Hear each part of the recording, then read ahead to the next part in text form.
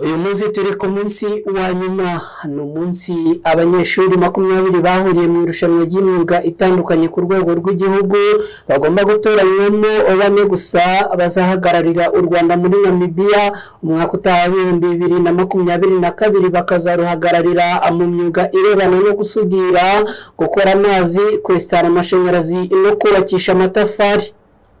Aba bose bahawe umwitozo wo gukora bagahabwa n'igihe bagomba kumara hakarebwa uwabikoze neza kandi mu gihe icyateganyijwe. Next we have Ndayishimiye André.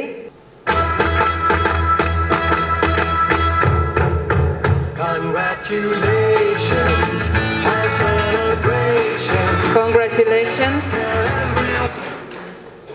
Ni ibyishimo ku bagize amahirwe yo gutsinda ariko kandi n'isomo ku batasekewe n'aya mahirwe. Nizeyimana Janvier wiga ibijyanye no gusudira avuga ko nta mbogamizi yahuye nazo, agasoza asaba ubuyobozi kubafasha bakabaha amahugurwa ahagije kugira ngo bazabashe kwesa umuhigo. Nitwa Nizeyimana Janvier, niga muri IPRS Kigali muri Mechanic Engineering. Nagiriwe umugisha yo kuba natsinze rino rushanwa ryo ku rwego rw'igihugu, ariko nkaba nagize n'amahirwe yo kuzahagararira u Rwanda mu rindi rizaba mu kwa gatatu muri Namibia yo ku rwego rwa Afurika. Ntago twakoze umushinga, baduhaga ikizamini tukagikora. Ni box twakoraga, noneho twakoze box 3.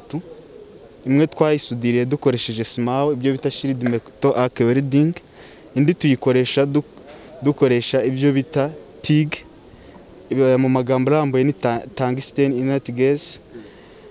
Indi box ya gatatu twayikoze dukoresheje oxyacetylene gas. Icyo nge nabasaba ni ukuduha amahugurwa ahagije, nta kindi.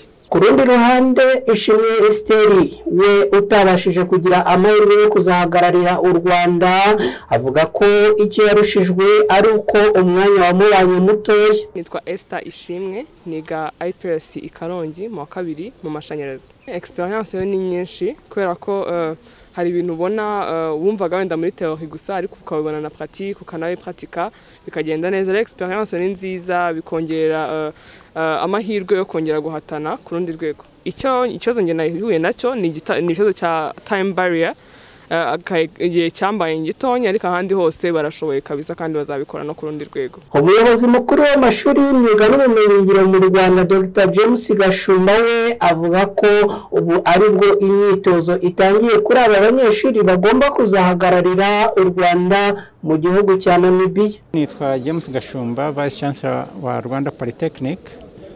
Nababwiye ntabatsinze nangwa se abegukanye intsinzi be kwibwira ngo baratashye, ngo bagende mu rugo bati nabonye intsinzi ngo birarangiye. Oya,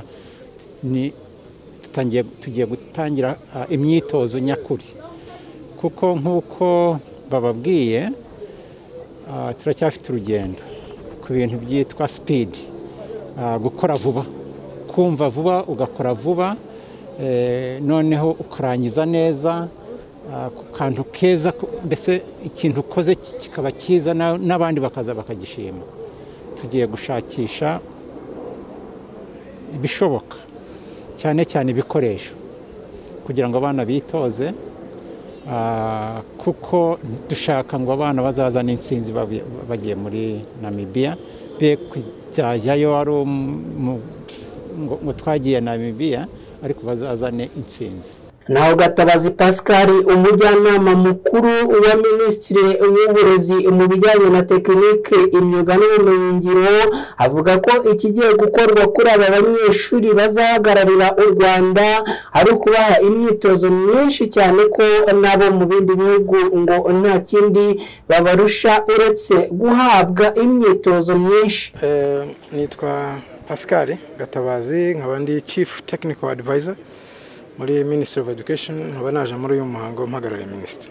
Ibi ngibi ushatse wabigereranya no kuri ubona haba Olympics za sport bumva nk'abantu bagiye muri Olympics cyangwa se a lot of competitions zibona no kwisi rero ni bijyanye na skills ubumenyi babiri ku ntoki so icyambere ibi ni ibintu twishimira bituma abana bakora imyitozo myinshi kandi uko bagenda babikora niko bagenda babikunda ibundi ubwabyo babitanga na message no ku bandi batanaje kuko twabihereye hasi ku mashuri bizamuka kugira ngo tubone abari buze ku rwego rw'igihugu ibi ubwabyo birimo umusaruro ukomeye mu guteza imbere abana kumetiriza ibyo biga gukora pratique nyinshi ni ibintu twemereye ko bishoboka n'ababishoboye bandi nta kibaturusha uretse wenda kuba baturusha gukora pratique nyinshi abazajya kuduhagarara muri Namibia bazava hano bazakora imyitozo myinshi turatekereza ko nta kindi abandi babarusha. Ni abanyeshuri bane batsinze amarushanwa y'imyuga n'ubumenyingiro yo ku rwego rw'igihugu